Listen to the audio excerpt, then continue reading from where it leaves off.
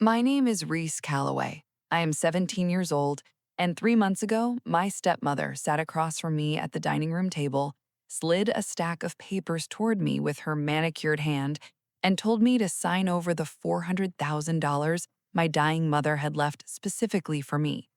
My father stood behind her with his arms folded like a security guard protecting the wrong person. He said, "Donna loves you like her own. Your mother would have wanted the family taken care of." I didn't argue, I didn't yell, I didn't cry. I just looked at both of them and said nothing. Then, the next morning, I made one phone call. And by the following Tuesday, my stepmother's attorney was refusing to take her calls. My father hadn't slept in 3 days, and a woman who had been dead for 4 months had already outsmarted every single move they thought they were making. This is that story.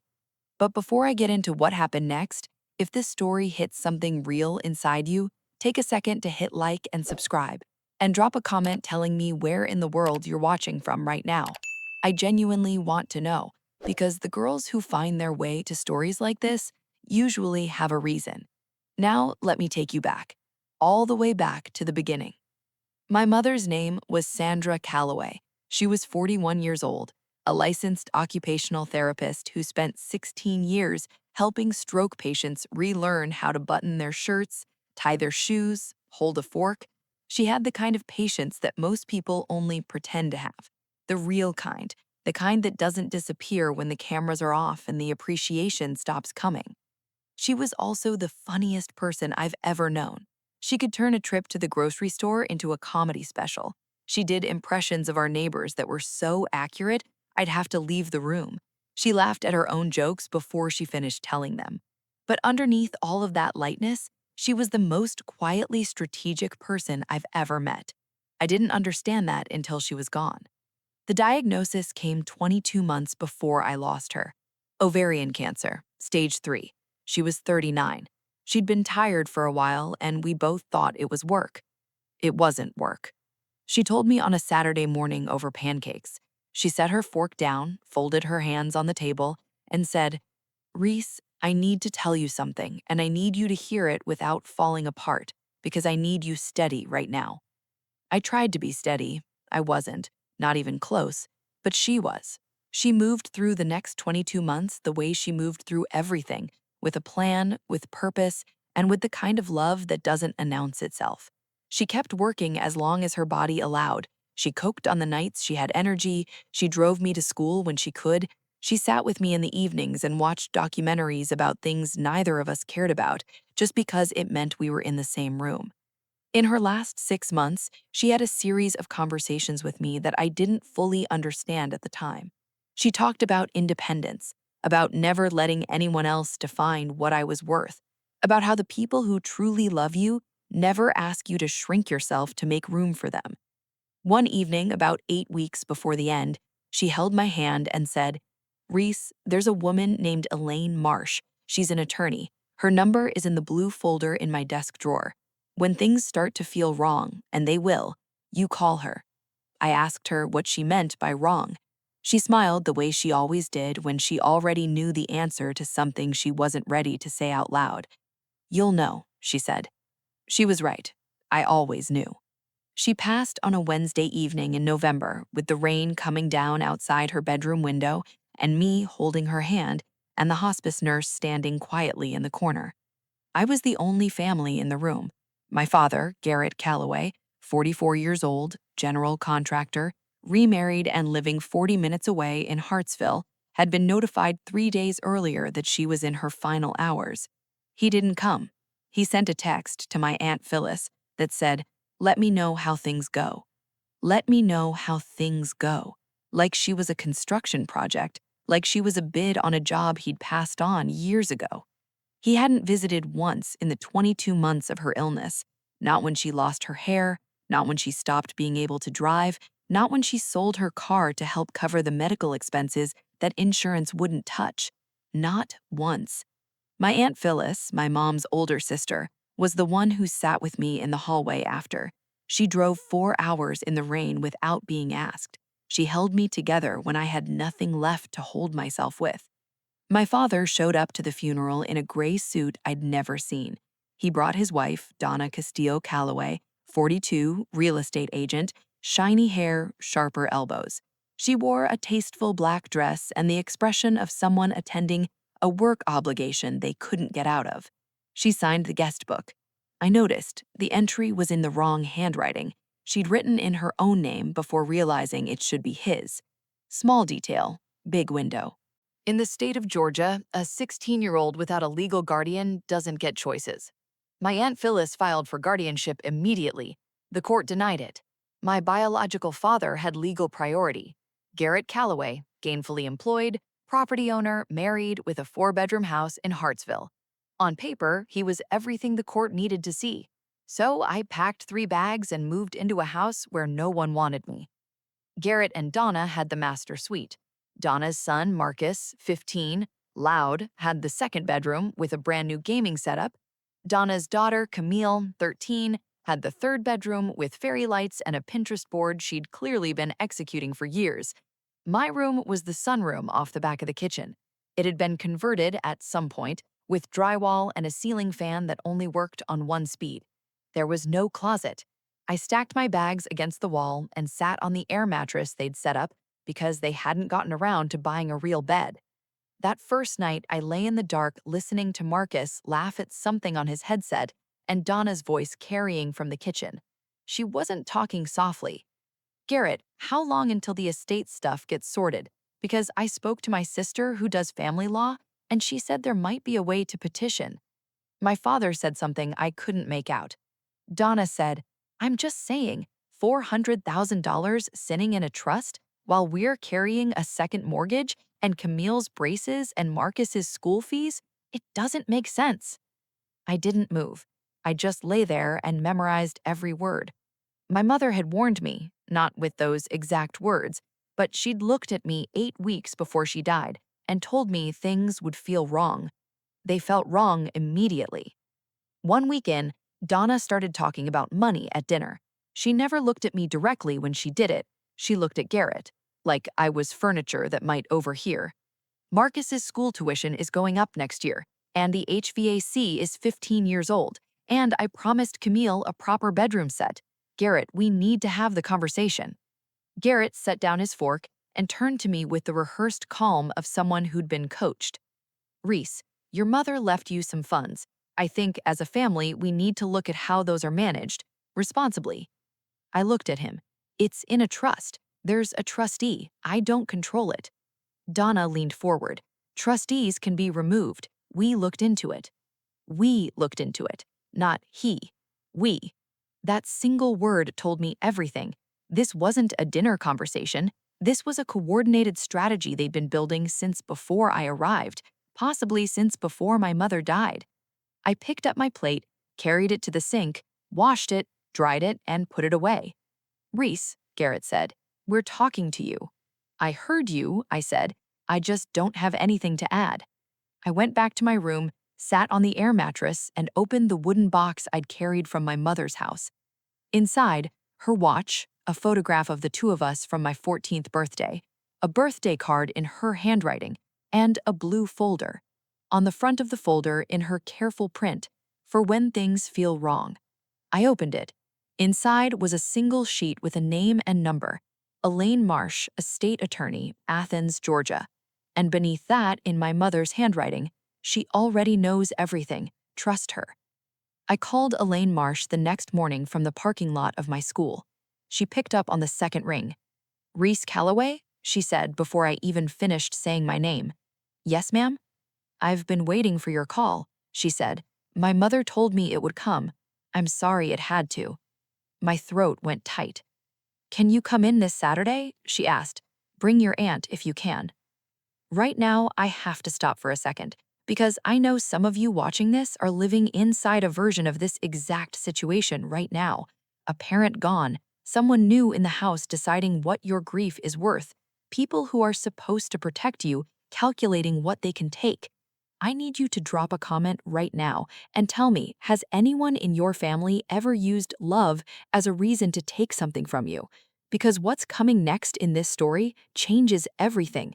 If you're still here, subscribe right now. You don't want to miss the part where my mother, 4 months in the ground, beats them all.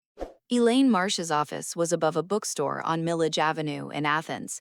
Small building, quiet street, a gold nameplate on the door that had clearly been there for decades. Elaine herself was 61, silver locks pulled back, reading glasses on a beaded chain, wearing a blazer the color of deep water.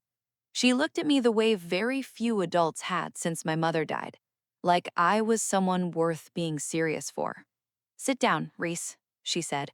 "Your mother spent the better part of a year making sure you'd be okay. Let me show you what she did." Aunt Phyllis sat beside me. I sat very still. Elaine opened a file folder thick enough to be a small novel. "Sandra established an irrevocable trust 14 months before her death," Elaine said. "She named me as sole trustee. You are the sole beneficiary. The trust holds $412,000. She let that settle. "Do you know what irrevocable means, Reese?" "It can't be changed." "Correct. Not by your father, not by his wife, not by any petition for guardianship, not by any court order short of proving fraud, which doesn't apply here because your mother's estate planning was meticulous. I made sure of that personally." I exhaled for what felt like the first time in a week. "Where did the money come from?" Aunt Phyllis asked. She turned a page. "Sandra's life insurance policy, $220,000, her retirement account, $98,000, the sale of her car and certain personal property, $34,000, and a small inheritance she received from her grandmother 12 years ago that she never touched, $60,000. She looked up. "Your mother lived carefully her entire adult life, Reese. She didn't do it for herself. She did it for you. And she started protecting it the day the oncologist told her the prognosis."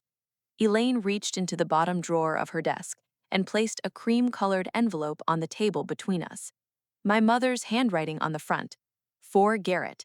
To be opened when the time is right. You'll know."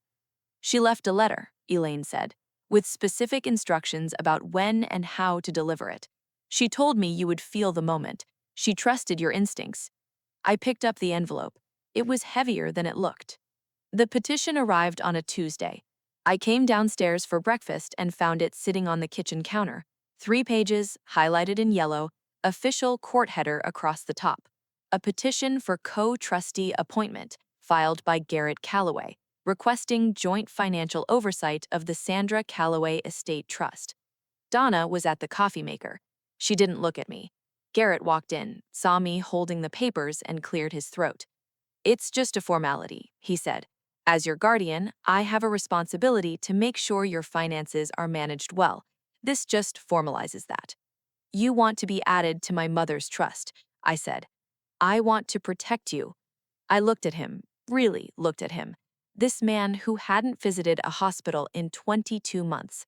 This man who sent a text message the night my mother left the world. "You couldn't protect her. You don't get to manage what she left me." Donna turned around then.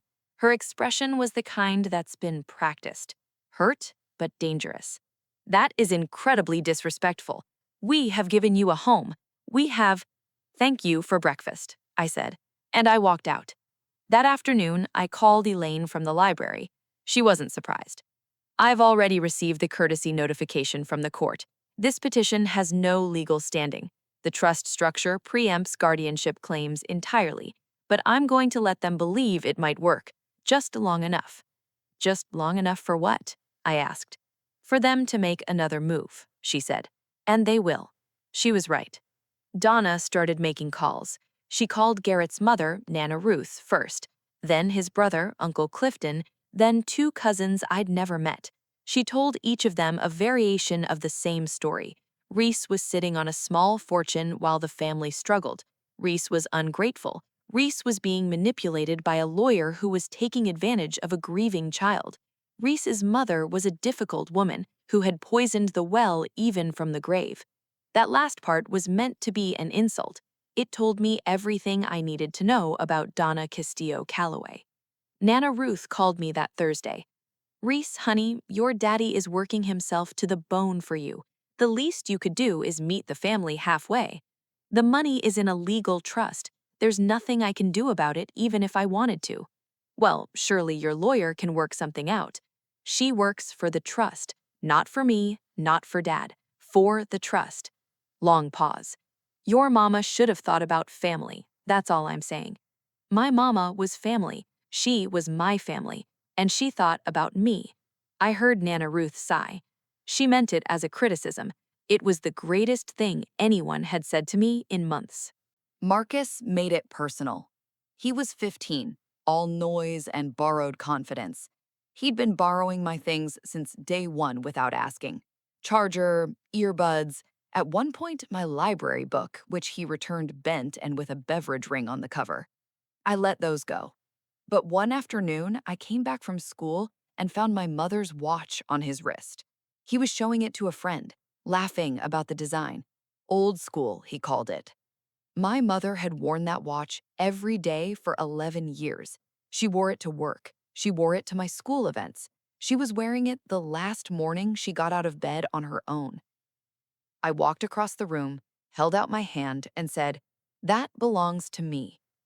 Marcus looked at me like I'd interrupted something important. "It was just sitting in your bag," he said. "My bag, in my room, with my name on the box it came in." He unclasped it slowly, dropped it into my palm with the specific carelessness of someone who wants you to know they're not actually sorry.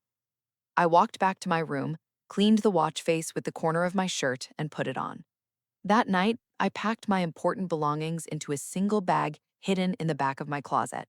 My mother's watch, her photograph, the blue folder, a handwritten letter she'd left me that Elaine had already given me to keep, my journal. If they tried to touch anything else, I'd have what mattered. The Sunday dinner at Nana Ruth's house was a production. Donna had organized it. I understood that before I even walked through the door. Everything was arranged too carefully. The seating was deliberate. Donna at Garrett's side, children spread around the table, me in the corner closest to the wall, surrounded by people I barely knew who'd been briefed on a version of events designed to make me the villain. Nana Ruth sat at the head, Uncle Clifton and his wife across from us, two cousins I'd met once at a birthday party 6 years ago. The food was good, the conversation was polite. Then Donna set down her fork, pressed her fingers together, and began. "I want to be honest about something," she said, her voice softened to the precise frequency of wounded sincerity. "I love Reese. I want Reese to thrive. But I also love this family. And watching Garrett run himself into the ground while there's money sitting unused, earmarked for no specific thing, just sitting, that's hard. As a mother, that's hard." Nana Ruth looked at me. "Reese, your daddy has put a roof over your head and food on this table since you came to us." Uncle Clifton nodded. "Family takes care of family." I looked around the table. Not one of these people had been at my mother's funeral. Not one of them had called me in the weeks after she died. Not one of them had sent a card, a text, a single gesture of acknowledgement that a woman had lived and breathed and loved and died and left a child behind. And now they were at a dinner table telling me what family means. I was about to speak. And then, from the far end of the table, a voice cut through the whole performance. Garrett's older brother Theodore, quiet, 50, who worked as a financial advisor in Savannah and who hadn't said a word all evening, set down his glass. "Has anyone actually seen the trust documents?" he said. The room went completely still. Donna's expression flickered, just for a second, the mask slipping before she caught it. "Because I have questions," Theodore continued, calmly. "Legal questions about whether any of what we're discussing tonight is even possible." Nana Ruth's fork hovered. Clifton looked at his plate. "I think," Theodore said, "we should understand what we're talking about before we tell a girl what to do with her mother's estate." Nobody answered. The clock on the wall ticked 7 times. Nana Ruth changed the subject to a neighbor's new fence, but the air in the room had shifted. Something had cracked, and everyone at that table felt it, whether they admitted it or not. Theodore found me in the driveway after dinner. "I know trusts," he said quietly, hands in his pockets. If your mother named an independent trustee, they can't touch it. Petitions, guardianship claims, none of it works. I watched his face. Why are you telling me this? He looked back at the house. Through the kitchen window, I could see Donna talking to Nana Ruth, hands moving the way they do when you're convincing someone of something. Because Garrett called me 2 weeks ago, asked me to look at the trust structure, find a weakness. What did he say? He looked at me. I said no, and I told him, what you're asking me to do is help you take money from your daughter, your dead wife's money. I said I won't do that. That's not who we are. My throat tightened. Use your lawyer, he said. Whatever your mama set up, use it. Don't sign a single page, not one. Then he squeezed my shoulder once, quick and firm, and walked back to his truck. I stood in that driveway in the cold for a long time. One person in that entire room had said no. Sometimes, one is enough. The evidence turned up on a Thursday afternoon. I was looking for a pen in the kitchen drawer, the catch-all drawer where Donna kept takeout menus, rubber bands, and, apparently, correspondence she'd forgotten to hide. The letter was from Southland Trust Management Group. It was addressed to the law office of Elaine Marsh, with a courtesy copy to the household, standard procedure for inquiries related to a minor's account.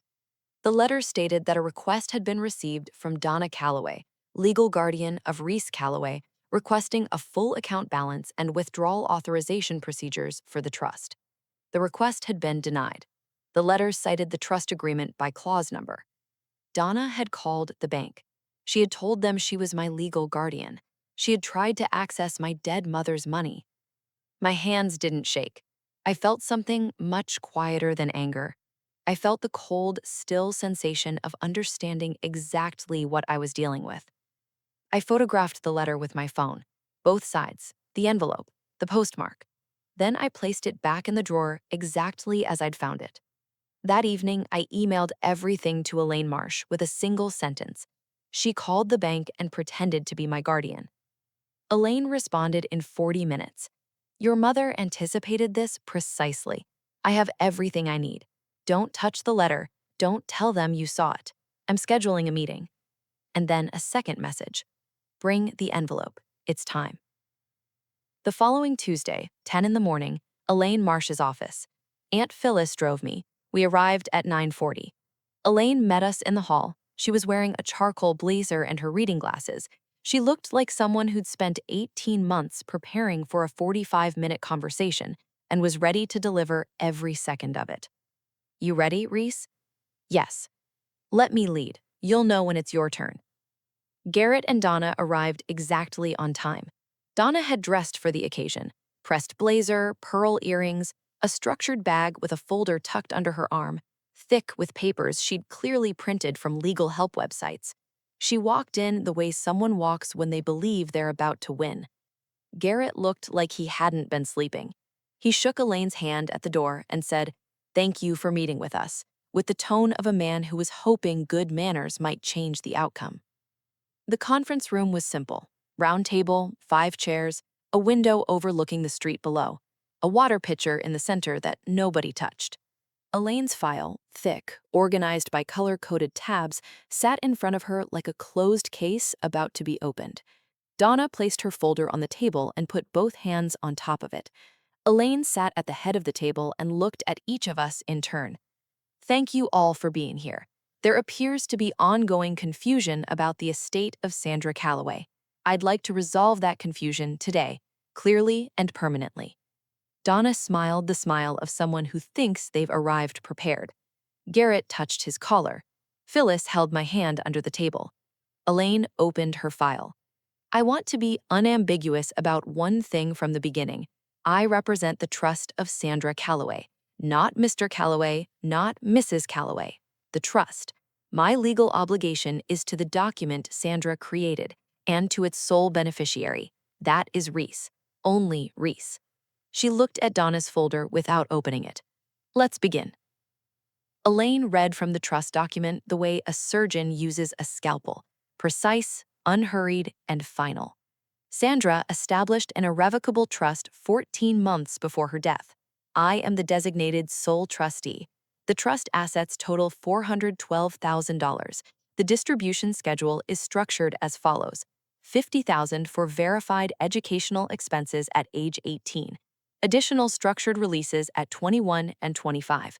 All disbursements require trustee approval and documented purpose. Donna leaned forward. But Garrett is her legal guardian. He has parental authority over financial decisions. Elaine looked at her the way you look at a sentence with a grammatical error you've been asked to take seriously. Parental authority does not extend to an irrevocable trust established by a third party prior to the guardian's appointment. Mr. Calloway has no standing here. None. Garrett opened his mouth, closed it. She never discussed this with me. She wasn't obligated to. Donna's fingers tightened on her folder. Then we'll contest it. We'll find our own attorney. You're welcome to. But first, she pulled a single page from her file and placed it on the table. This office received documentation from Southland Trust Management Group. It records an unauthorized attempt to access Reese's trust account. The caller identified herself as, she read directly from the document, Donna Calloway, legal guardian of Reese Calloway. The color left Donna's face. Garrett turned and looked at his wife. For the first time since I'd moved into that house, I saw something real. Surprise. Genuine, unperformed surprise. You called the bank. Donna said nothing. Misrepresenting yourself as a legal guardian to access a minor's protected trust account is a serious matter, potentially a federal matter. I trust it will not happen again. This documentation has been filed and preserved. Donna's hand moved to her pearl earring, a small, nervous gesture, the first crack in the performance. Garrett leaned back in his chair and pressed both hands flat on the table, like he needed to feel something solid. The petition, the dinner at Nana Ruth's, the phone campaign through the family, all of it had run directly into a wall my mother built 14 months ago, and none of it had left a scratch. Elaine wasn't done. There is one final item, she said. She reached into her file and produced the cream-colored envelope. Sandra left a letter. It is addressed to Garrett. She asked that it be read aloud in the presence of relevant parties at the appropriate time. She looked at me. I nodded. Garrett pushed back from the table. I don't think I need to hear. Dad. My voice was quiet. Mom asked for this. Please. He looked at me, really looked at me. Something moved across his face that I hadn't seen before, something old and tired and ashamed. He settled back into his chair. Elaine opened the envelope, unfolded 2 pages in my mother's handwriting, and read, Garrett, if you're hearing this, then exactly what I expected has happened. I'm gone, and someone in your life is trying to reach into what I built for our daughter. I'm not writing this with anger. I want you to understand that. I'm writing this with the same clarity I brought to everything I did in the last year of my life. The same clarity you always called stubbornness. I knew you would remarry. I knew whoever you chose would see what I left Reese and see an opportunity. Not because all people are greedy, but because you have always chosen people who know how to need things from you. And you have always found it easier to give people what they want than to decide for yourself what's right. That's not cruelty, Garrett. That's just who you are. And I spent 12 years watching it. What I couldn't survive was the idea of Reese watching it too, watching her father stand behind someone else's agenda when his own child needed him to stand in front of it. You didn't come to the hospital, not once. In 22 months, you never came. I don't say that to hurt you. I say it because I need you to understand what your daughter saw, what she memorized, what she will carry. This trust is not about the money. The money is just the wall. What it's really about is making sure that Reese has a floor that cannot be pulled out from under her. Not by you, not by whoever you brought into her life, not by anyone. She is a good person, Garrett. She is steadier than you know, steadier than me possibly, which is saying something. But she is also 17, and she just lost the only parent who showed up. I couldn't make you into the father she deserved, but I could make sure she'd be okay whether you became that or not. Don't be angry at Reese for holding the line. Be angry at yourself for making this letter necessary. And if you have any love left for her at all, let it look like action. Not words, not apologies. Action. With clarity, Sandra. The room was completely silent. Then Garrett laid a sound I had never heard from him in my entire life, not in 17 years of being his daughter. A broken, involuntary sound, like something that had been held under pressure for a very long time, finally giving way. He put his face in both hands and wept. Donna stood up. She grabbed her folder, her bag, and walked out of the conference room without a word. The door closed behind her. Aunt Phyllis put her arm around me. I held my mother's watch against my wrist, felt the cool metal press against my pulse, and breathed. She saw everything. She saw it all, from a hospital bed with an IV in her arm and a legal pad on her lap, and she built a fortress around me anyway. I have to stop right here, because if you have ever sat in a room while someone read your worth back to the people who underestimated it, you know exactly what that moment felt like. And if you've ever had a parent choose someone else over you, I want you to hear this. You were worth fighting for. You always were. Drop a comment right now. Tell me the one moment you realized someone in your life didn't actually have your best interests at heart. I read every single one. The parking lot was gray and quiet. I walked to Garrett's truck and opened the passenger side door and sat down. Neither of us spoke for a while. The truck smelled like sawdust and cold coffee. A Little League schedule was tucked in the visor from a season that must have been 5 years ago. I didn't know she wrote that, he said finally. His voice was wrecked. You knew something, I said. You just didn't expect her to say it clearly. He didn't argue. I'm not going to fight you about the trust, I said. It's not mine to give, and it wasn't ever yours to take. She knew that. That's why she built it the way she did. I looked at the windshield. I'll stay in your house until I'm 18. 5 months. I'll be respectful. I'll stay out of your way. But I'm leaving the day I turn 18, and I won't need anything from you after that. He swallowed. Where will you go? That's not your concern anymore, I said. It stopped being your concern when you didn't come to the hospital. I opened the door and got out. Reese. I stopped. Your mother, he said. His voice broke on the words. She was the best person I ever knew, and I was too small for her. I know, I said. I closed the door and walked back to Phyllis's car without looking back. I could feel him watching me. I didn't turn around. Elaine moved efficiently. Within the week, certified letters arrived at the Hartsville house. Formal language, clear meaning. All further communication regarding the Sandra Calloway Trust must be directed through the trustee. Any attempt to contact Reese directly about financial matters would be documented and addressed accordingly. A second letter went to Donna specifically. It included a copy of the bank's denial and a single additional line. No further action will be taken at this time regarding the unauthorized inquiry. This documentation remains on file. Donna understood what that meant. One more move and she'd be explaining herself to someone with federal authority. Theodore called me 2 days later. I talked to Nana Ruth, he said. Told her everything. The bank call, the petition, all of it. I waited. She's angry, he said. Not at you. That was the beginning of the shift.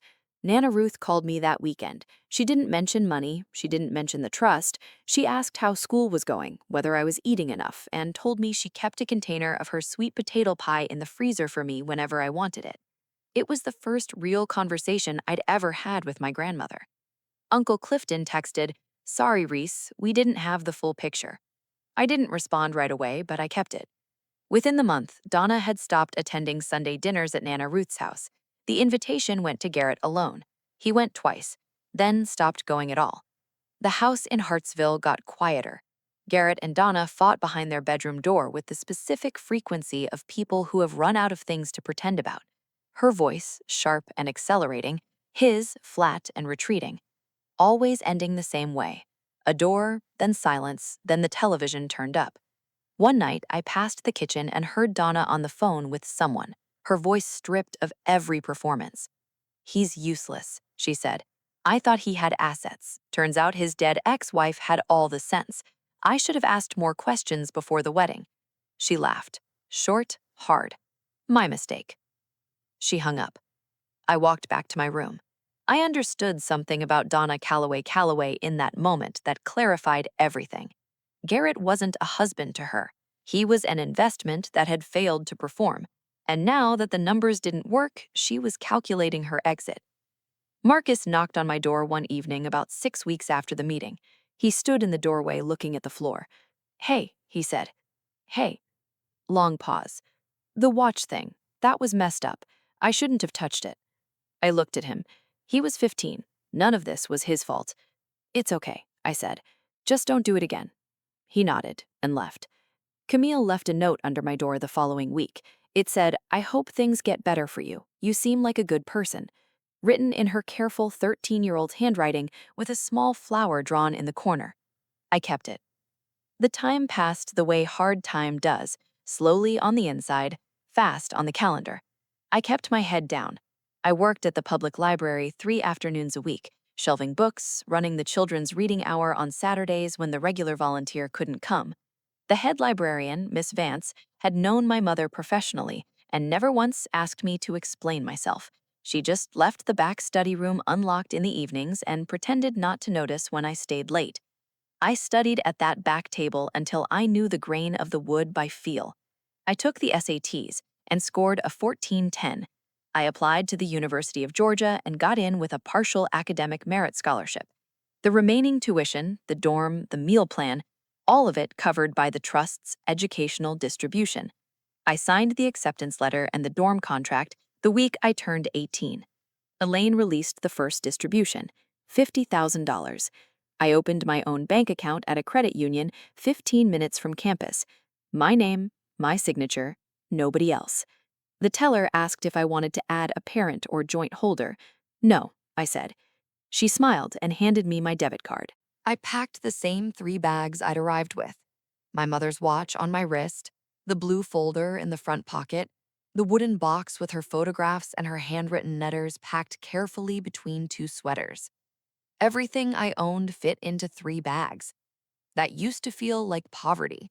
Now it felt like freedom. Garrett was standing in the kitchen when I came down. He was holding a mug of coffee he'd probably forgotten to drink. He looked like a man who had aged 5 years in 5 months. Reese. I stopped. I know I don't have the right to say this, he said, but I'm sorry. For the hospital, for all of it. I'm sorry.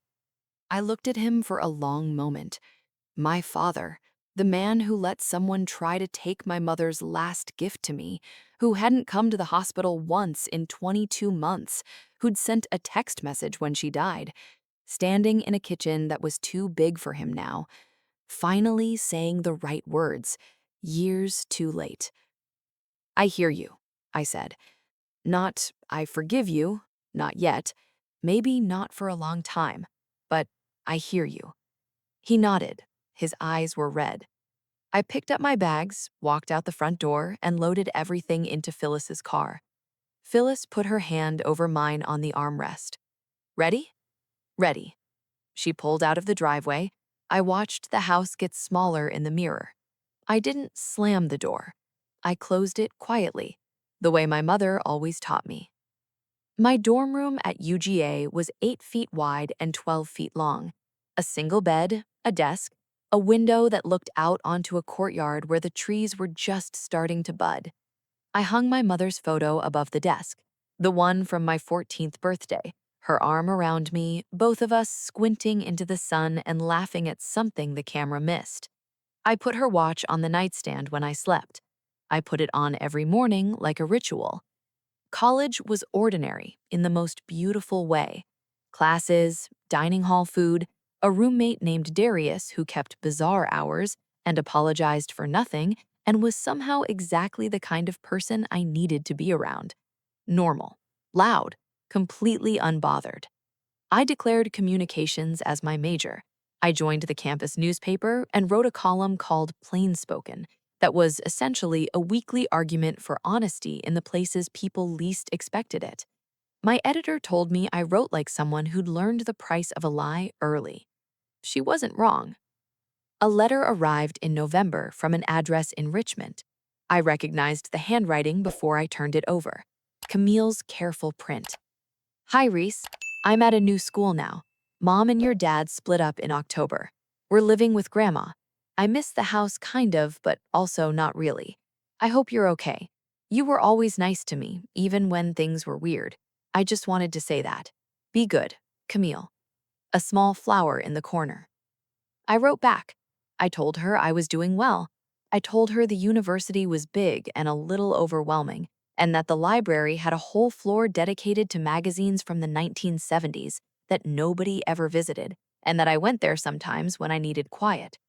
I told her she had good instincts and to trust them. She wrote back 2 weeks later with 3 paragraphs about her new school's drama club. We've been writing back and forth every few weeks since. She didn't choose any of this either. Theodore drove up to Athens in December. We had coffee at a place near campus and talked for 2 hours. He told me about the work he did, estate planning, trust structures, how families come apart over money more than almost anything else. He told me my mother's trust was one of the cleanest he'd seen, not because it was complicated, but because the intent was so clear. She wasn't hiding it, she was protecting it. There's a difference. I said, she used to say silence is the loudest thing sometimes. He nodded slowly. That trust spoke louder than any argument could have. Before he left, he gave me his card and said if I ever needed anything, financial advice, someone to look over a document, just a question about how money works, to call him. Your mother planned for you, he said. You should know how that plan works, all the way through. I shook his hand. Thank you, I said, for the driveway, for saying no. He looked at me. You don't have to thank me for that. That was just being decent. Apparently, I said, that's rarer than it sounds. He laughed. It was the kind of laugh that knows it's true. And here's what I want you to sit with before this story ends. My mother didn't win because she was loud. She didn't win because she had more money or more power or more connections. She won because she planned, quietly, carefully, without telling anyone who would undermine it. She spent the last year of her life, sick, tired, and afraid, not building a monument to herself, building a floor for her daughter. That is what love actually looks like. Not the love that asks you to prove it by giving things up. The love that builds something so solid that even death can't knock it down. There's a letter that arrived in January from a handwriting I recognized immediately. Garrett. Reese, I've been reading your mother's letter again. I've read it 6 times now. She was right about all of it, about me, about what I let happen. I'm seeing a counselor. I'm trying to understand why I've spent my whole life letting other people make my decisions for me. Donna and I are done. That's separate from you, but I thought you should know. I'm not asking you for anything. I'm not expecting a reply. I just needed you to know that I hear her. Finally, maybe too late, but I hear her. Dad. I stood in the mailroom of my dorm building and read it twice. Then I folded it neatly and carried it back to my room. I opened the wooden box on my nightstand, the one that holds my mother's watch when I sleep, and the photograph from my 14th birthday, and the card she wrote me when I turned 15. I placed Garrett's letter inside. I didn't throw it away. That means something. I'm just still figuring out what. It's spring. The courtyard outside my dorm window has come back to life completely. The trees are full. Students cut across the grass between classes with that particular combination of exhaustion and possibility that belongs specifically to people who are figuring out who they're becoming. I sit at my desk every morning with my mother's photo in front of me, her watch on my wrist. I'm 18 now. I have $50,000 in a credit union account earmarked for education. I have a major, a column, a roommate who leaves inexplicable snacks on my desk, and a pen pal who draws small flowers in the corners of her letters.